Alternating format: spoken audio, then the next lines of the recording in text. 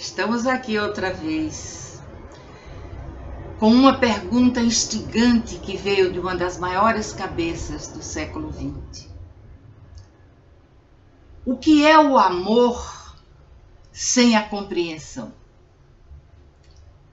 E que força possuímos como seres humanos maior do que a nossa capacidade de questionar e aprender? Quem trouxe essas perguntas tão profundas e tão instigantes? Vamos a ele.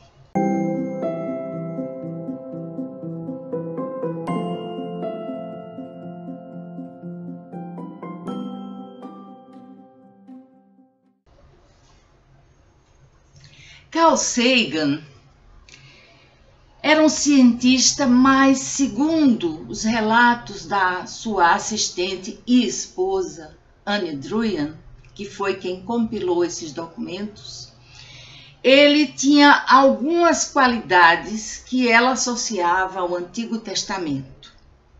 Por exemplo, quando ele topava com um obstáculo, com uma muralha, a muralha do jargão que mistifica a ciência e isola seus tesouros do restante de nós. Quando topava com uma dessas velhas e infindáveis muralhas, ele usava, como um Josué moderno, todas as suas muitas variedades de força para derrubá-las.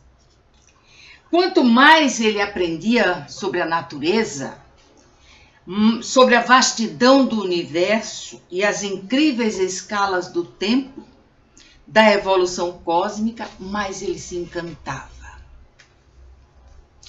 E observem que coisa incrível.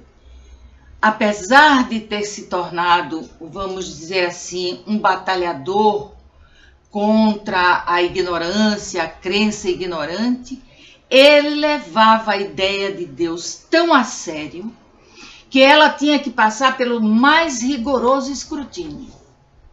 Eu estou conversando com vocês sobre esse livro notável, Carl Sagan, Variedades da Experiência Científica, uma visão pessoal da busca por Deus.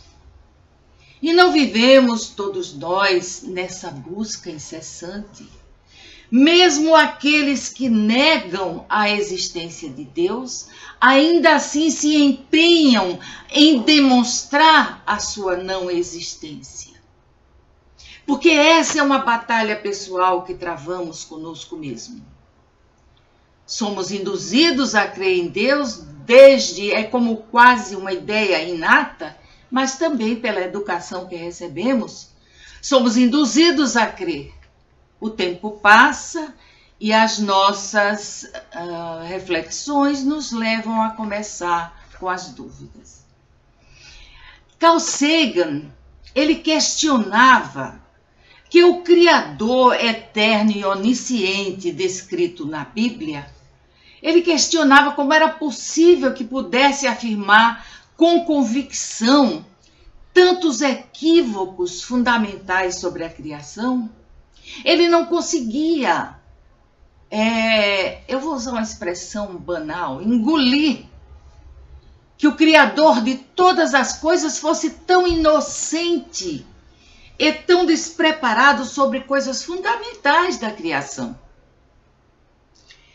Porque o Deus das Escrituras, diz ele, seria tão menos conhecedor da natureza do que nós, recém-chegados, que estamos só começando a estudar o universo e já descobrindo tantos equívocos entre a leitura das Escrituras e os fatos científicos que se apresentam cada vez mais fortes, cada vez mais lógicos, cada vez mais contundentes. Ele não conseguia, por exemplo, passar por cima da formulação bíblica de uma terra plana de 6.000 anos e achava especialmente trágica a ideia de que tivéssemos sido criados de forma independente dos demais seres vivos. E quando a gente lê Sapiens, de Yuval Noah Harari, a gente começa a entender. Esses assuntos se interligam e nós passamos a compreender mais e mais e mais esses fatos. A descoberta de nosso parentesco com todas as formas de vida foi confirmada por incontáveis e convincentes linhas de evidências distintas. Para ele, a sacada de Darwin de que a vida evoluiu ao longo das eras pela seleção natural não só era uma ciência melhor do que a do Gênesis, como proporcionava uma experiência espiritual mais profunda e satisfatória. Como esse homem conseguia, sem nenhuma agressividade, sem nenhuma disputa, sem nenhum confronto, colocar as suas ideias. Tudo isso que eu estou lendo aqui para vocês agora faz parte da abertura desse livro e foi compilada após a sua morte por sua assistente e esposa Anne Druyan. Anne Druyan, exatamente. Ele fez durante a vida vários seminários na Escócia, depois eu dou o nome do local, para onde foram grandes cientistas. E ele manteve todas as resenhas, todos os dados dessas palestras, desses seminários, e ele pretendia publicar depois, mas infelizmente ele morre e ela então toma a frente para aprimorar isso de uma maneira correta e dispô-la para nós. Muito obrigada, Anne Druyan, onde quer que esteja. Ele acreditava, diz ela, que o pouco que sabemos sobre a natureza sugere que sabemos menos ainda sobre Deus. Ele dizia que nada sabemos sobre Deus. E aí eu lhe pergunto, você sabe alguma coisa sobre Deus? Ou você se atém àquela coisa, isso aqui eu não entendo, então foi porque Deus quem fez. E quando nós não conseguimos entender as ações dos homens, vamos despachar para esse Deus também? Quando temos um filho doente, foi Deus que quis. Quando perdemos um ente querido, ainda no fulgor da vida, vamos dizer que foi ele que quis? Nós não sabemos nada. E ele não dizia isso da boca para fora, não. Ele acreditava firmemente no que ele dizia. Que nós tínhamos apenas captado um vislumbre da grandeza do cosmos e de suas leis prodigiosas. Eu recordo que eu era muito jovem, com filhos pequenos, apenas uma filha um pouco mais velha, quando ele lançou o Cosmos. E foi aquele encantamento. Como eu sou feliz de ter feito parte dessa geração de Carl Sagan, de ter aprendido a admirá-lo, de ter aprendido a conviver com a sua mente fabulosa. Vejam, por exemplo, sua discussão com Deus não era com Deus. Ele não questionava Deus. Deus não existe. Isso é muito raso. Isso é muito pequeno, muito... Não é o que vale como argumento. Sua discussão não era com Deus, mas com quem acreditava que nossa compreensão do sagrado estava completa. A convicção permanentemente revolucionária da ciência, de que a busca pela verdade não tem fim, era para ele a única abordagem humilde o suficiente para fazer jus ao universo que revelava. A ideia de que o método científico deva ser aplicado às dúvidas mais profundas é frequentemente, com um ar de menosprezo, com um ar de desdém, qualificada como cientismo. Né? Essa acusação é feita por quem acha que as crenças religiosas deveriam estar isentas de qualquer escrutínio científico, quando, ao contrário, elas devem estar debaixo do nosso escrutínio, para que nós não nos percamos em superstições tolas, para que nós não fundamentemos uma ignorância que nos leva a atitudes tão banais e às vezes tão vis em nome de uma crença. Cal entendia que crenças, convicções sem evidências que possam ser postas à prova, são um meio de conhecimento que basta por si só. Ele entendia esse sentimento, mas insistia, juntamente com outros pensadores, tais como Bertrand Russell, que o que se quer não é a vontade de acreditar. Não basta que você, mas eu quero tanto crer. Não basta a vontade de acreditar, mas o desejo de descobrir, que é exatamente o contrário.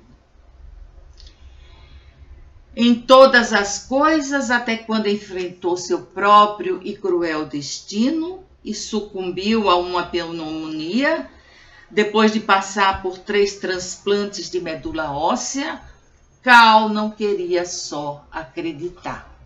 Ele queria saber. E ela vai nos mostrando, através desse prólogo, desse prefácio, que por si só é uma lição, ela vai nos apresentando as bases desse estudo. Dizendo que ele ficou especialmente animado e cheio de alegria quando foi convidado para dar as palestras Gifford de Teologia Natural em 1985 na Universidade de Glasgow, porque ele estaria seguindo os passos de alguns dos maiores cientistas e filósofos dos últimos 100 anos, incluindo James Frazer, que escreveu The Golden Book, o Ramo Dourado, que é uma obra extraordinária sobre superstições, religiões, mitos e tudo isso. Arthur Eddington, então ela vai citando Hannah Arendt e vários outros, Albert Schweitzer, que foram convidados e fizeram palestras nessa Universidade de Glasgow. Ele tinha alcançado um topo na sua carreira. Nessas palestras, ele via uma chance de explicar os seus pontos de vista e também de dirimir alguns erros em relação às suas pesquisas e ao seu modo de pensar. Cal havia tirado de Leibniz, o gênio matemático e filósofo que inventou o cálculo diferencial e integral, independentemente de Isaac Newton. Ele argumentava que Deus deveria ser a muralha que barra o questionamento, como escreveu em seu famoso trecho de Princípios da Natureza e da Graça. Eu pretendo ler isso. Veja o que Leibniz diz. Por que alguma coisa existe em vez do nada? Pois o nada é mais simples que alguma coisa. Assim, essa razão suficiente para a existência do universo, que não tem necessidade de nenhuma outra razão. Tem de ser um ser necessário, senão não deveríamos ter uma razão suficiente com a qual pudéssemos parar.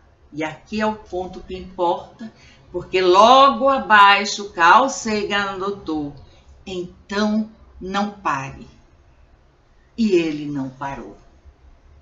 Ele não parou e ele adotava um ponto de vista que ele chamava de teologia natural. Ou seja, é tudo sobre o mundo que não é fornecido por revelações. Nós temos várias religiões, várias seria fastidioso citá-las uma a uma e até alguém poderia se ofender, embora eu não estou muito preocupada com isso, que falam de revelações. Até aquela que eu considerava uma das mais modernas está em cima de revelações. E revelações que vêm através de homens com ideias formadas, com pré-conceitos, com conceitos já formados, portanto, anteriores. E é claro que eles influenciam nessas revelações. Depois eu lhes pergunto: onde estão os profetas? Os profetas loucos de Israel, por exemplo, da Galileia. Os profetas que gritavam aos quatro ventos palavras incompreensíveis. Recentemente eu peguei o livro de Isaías para ler. Meu Deus, eu fiquei atônita, eu não conseguia entender metade do que ele estava dizendo. Claro que as palavras eu entendia, mas quando elas juntas como uma revelação, não havia como entender. Não havia como. E ele pegou uma frase, Carl Sagan pegou uma frase de Plutarco. Ah, meu Deus, como nós tivemos e temos grandes pensadores, grandes cabeças. Lamento tanto que a filosofia perca um pouco de espaço, mas rogando que a ciência se eleve cada vez mais. Mas Plutarco diz o seguinte: o verdadeiro devoto tem de superar o difícil caminho entre o precipício da ausência de Deus e o pântano da superstição. Plutarco. E Carl vai dizer que certamente os dois extremos, o precipício e o pântano, devem ser evitados. Mas o que são eles? O que é a ausência de Deus? Será que a preocupação em evitar o precipício da ausência de Deus não pressupõe a própria questão que estamos aqui para conversar, para discutir acerca? E o que exatamente é superstição? Não é, como já se disse, apenas a religião dos outros? Ou existe algum parâmetro pelo qual possamos detectar o que constitui a superstição? E como poderíamos, e como poderemos, e como podemos fazer isso sem conhecimento? Apenas pela crença em si? Porque eu creio, é verdadeiro. Porque se eu deixar de acreditar em Deus, eu estou caindo nas garras do demônio, outra crença absurda. Então ele diz o seguinte: para mim, eu diria que a superstição é marcada não por sua pretensão a corpo de conhecimento, mas sim por seu método de buscar a verdade. Tentarei tratar da interessante questão sobre o que constitui evidência. E ele vem dizer o seguinte: a palavra religião vem do latim e significa unir, ligar coisas que foram separadas. Aliás, existem várias traduções sobre a palavra religião e eu deixo aqui em aberto para os comentários de vocês sobre a questão. É um conceito muito interessante. E no sentido de buscar as inter-relações mais profundas entre coisas que na superfície parecem dissociadas. Os objetivos da religião e os da ciência, creio, são idênticos ou quase. Mas a questão tem a ver com a confiabilidade das verdades declaradas pelas duas áreas e os métodos de abordagem. Permitam-me beber uma água aqui.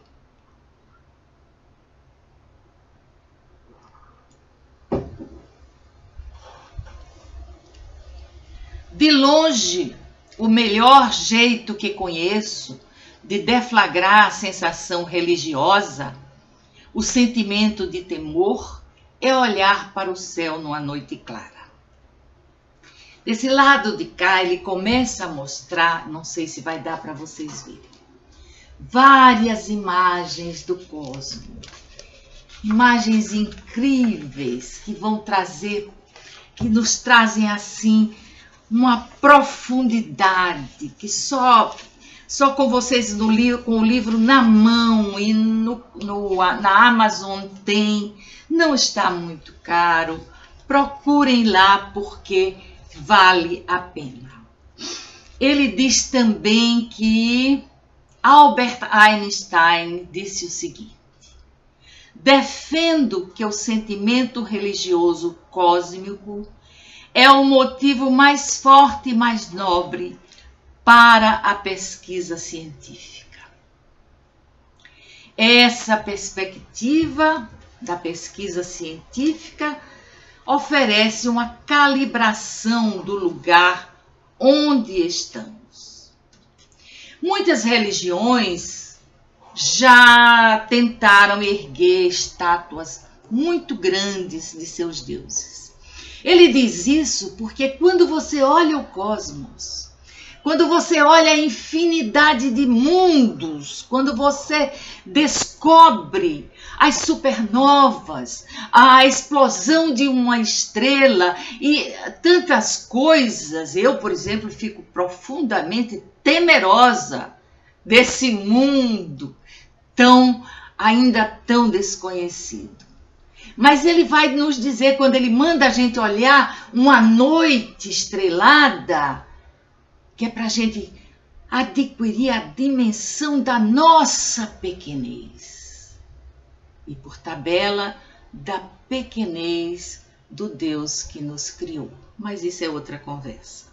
Muitas religiões já tentaram erguer estátuas muito grandes de seus deuses. E a ideia, imagino, é nos sentirmos pequenos. Mas, se esse é seu propósito, podem ficar com seus ícones inúteis. Aliás, quando foram derrubadas as estátuas daqueles Budas imensos, a humanidade perdeu obras de arte, mas não deuses. Até porque Buda não é um deus. Só precisamos olhar para cima se quisermos nos sentir pequenos. É depois de um exercício como esse que muita gente conclui que a sensação religiosa é inevitável. Meu Deus, como eu sou pequeno diante de tudo isso. O meu Deus aqui é automático, né? Vocês sabem que a gente tem um automatismo que vem dos maus hábitos, apesar das regras religiosas dizerem não tomai o nome de Deus em vão. Não adiantou muito. Então ele vai continuando dizendo o seguinte: Quando ele contempla um céu estrelado, ele que sabia muito do que estava lá em cima, vem à mente dele um poema de Tennyson, um dos grandes poetas ingleses. E é lindo esse poema, mas o final é para pensar. Encontrei-o no brilho das estrelas, notei-o nas flores de seus campos, mas no seu manejo com os homens não o encontro. Porque é tudo à nossa volta, como se algum Deus menor tivesse feito o mundo, mas não tivesse tido força para moldá-lo como queria. Nós vemos os desmandos. Enquanto o universo funciona, o homem, essa tal criação divina, é um imbróglio que não tem fim. As pessoas não se entendem,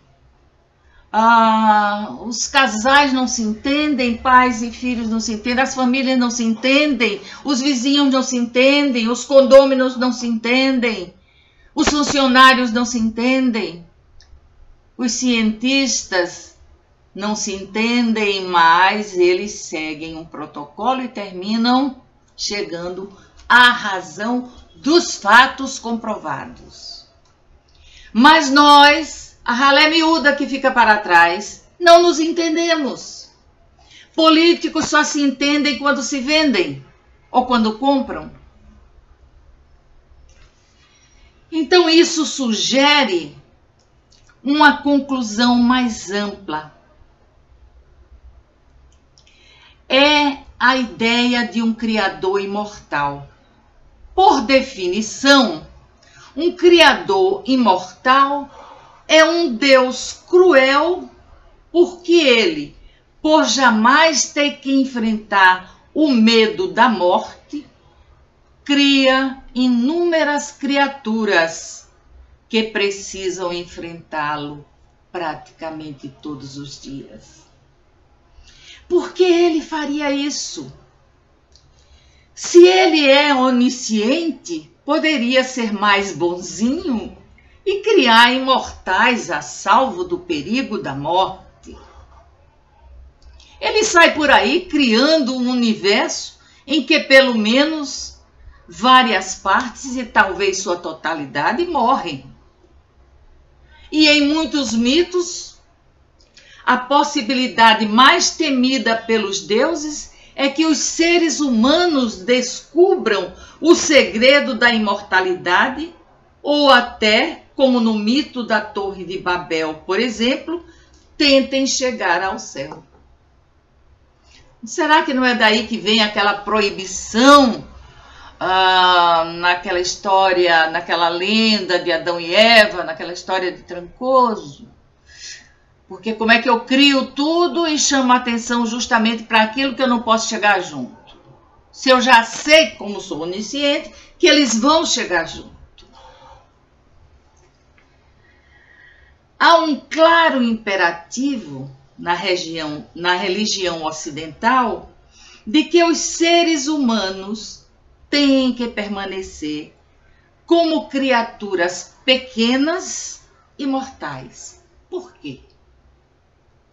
É um pouco como o rico impor a miséria dos pobres e ainda pedir a eles que o amem por isso. Veja aí o âmago dos nossos problemas mais graves. E há outros questionamentos das religiões convencionais só no olhar mais casual do tipo de cosmos que apresentei a vocês, que apresentou aqui no livro a vocês. E ele vai citar Thomas Paine, outro grande pensador, outro grande pesquisador. E Paine foi um inglês que desempenhou papel importante, tanto na Revolução Americana quanto na Francesa. Foi um homem aventureiro cheio de ideais. De onde é o nome de uma poesia de Paine? Não é nem uma poesia, é uma interrogação que eu vou ler para vocês aqui. De onde então pôde surgir o solitário e estranho conceito de que o Todo-Poderoso, que tinha milhões de mundos igualmente dependentes de sua proteção, deveria parar de cuidar de todo o resto e vir morrer em nosso mundo, porque, como dizem, um homem e uma mulher comeram uma maçã? E, por outro lado, devemos acreditar que todos os mundos na criação infinita tiveram uma Eva, uma maçã, uma serpente e um Redentor? Já estamos com 31 minutos dessa nossa conversa. Eu sempre tenho medo de cansar vocês, mas eu deixo com essa frase de Thomas Paine no livro A Idade da Razão, também tem na Amazon, o convite para que vocês busquem esse livro notável, onde ele vai mostrar quantos cientistas tiveram que se controlar, deixar de dizer as suas razões mais profundas para não ofender a Deus, vírgula, os seus servos, os seus padres, pastores, bispos, cardeais, essa coisa toda, enfim, todas as pessoas que lidam com religiões sem nenhum escrúpulo. Por tanto tempo fomos proibidos até de ler a Bíblia, que era para manter o mistério, né? Bom, enfim. Eu vou fechar com essa frase aqui. Assim, conforme a ciência avança, parece haver cada vez menos coisas para Deus fazer. É um universo enorme, é claro.